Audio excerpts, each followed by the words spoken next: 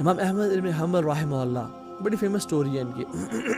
اپنے شہر سے نکلے اور سفر پہ گئے، راستے میں کچھ لیٹ ہو گئے تو ڈیسٹینیشن پہ پہنچنے سے پہلے رات آ گئی، اور وہ مسجد کے دروازے کو ناک کیا تو وہاں سے بندہ نکلا تو کہا کہ میں یہاں رہنا چاہتا ہوں۔ تو اس ٹائم کی جو مسجد کی کمیٹیز تھیں وہ آج کل کمیٹی سے کوئی ڈفرینٹ نہیں ہے۔ انہوں نے کہا کہ نہیں ہمارے یہاں کوئی پالیسی نہیں ہے، آپ یہاں رات کو نہیں گزار سکتے، اگر ہم نے آپ کو رات کو ٹھہرایا تو پورا شہر ہمارے پاس آ کے رک جائے گا۔ تو انہوں نے کہا کہ نہیں جی آپ جائیں۔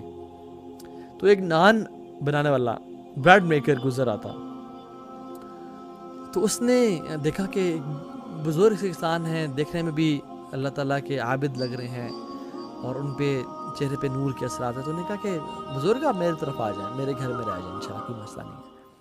اپنے گھر لے گئے، اور چونکہ وہ دن میں بریڈ بیچتے تھے تو رات کو اس کو بریڈ کو گوندنا پڑتا تھا، تو وہ اپنی بریڈ کو گوندتے ہوئے ان کو امام کو اپنے سامنے بٹھایا، ان کو نہیں پتہ ہے کون شخص ہے، تو کہتا ہے استغفر اللہ واتوب الیک، استغفر اللہ واتوب الیک۔ تو امام احمد ابن حنبل رحمہ اللہ بڑے حیران ہوئے، انہوں نے کہا کہ یہ آپ کا معمول ہے یا آپ آج یہ کر رہے ہیں؟ کہتے نہیں میرا معمول ہے، میں ہمیشہ اس طرح کرتا ہوں۔ تو انہوں نے کہا کہ آپ نے اپنی زندگی میں اس ذکر کے کوئی بینیفٹ بھی دیکھے ہیں، کچھ آپ نے فوائد بھی دیکھے ہیں ذکر کے اپنی زندگی میں؟ تو اس نے کہا آپ کو میں کیا بتاؤں، اللہ تعالیٰ نے میری ہر دعا قبول کی ہے جب سے میں یہ ذکر کرنا شروع ہوں۔ میرے پاس مال نہیں تھا، میں غریب تھا، میرے پاس اب اتنا مال ہے کہ میں خوش ہوں، بس ایک دعا جو ابھی تک قبول نہیں ہوئی۔ تو نے کہا وہ کون سی دعا؟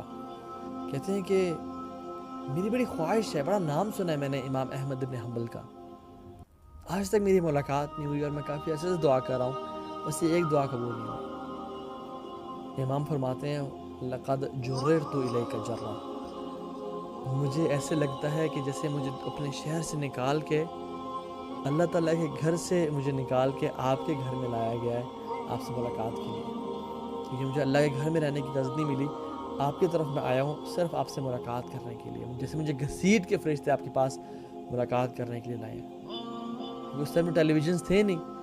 امام احمد ابن حنبل رحمہ اللہ کون ہے؟ امام اہل سنت والجماعت،